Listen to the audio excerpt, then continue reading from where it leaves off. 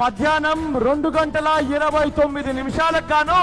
ఆ దివంగత నేత ప్రియతమ నాయకుడు రాజశేఖర్ రెడ్డి గారి పాదాల చందన 3 రంగుల జెండా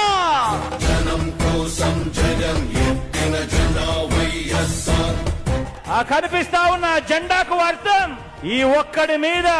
దేశంలో కల్లా బలమైన 10 వ్యవస్థలను ప్రయోగిస్తే ప్రజలు తమ భుజాన మోసిన ఎజెండా మన జెండా.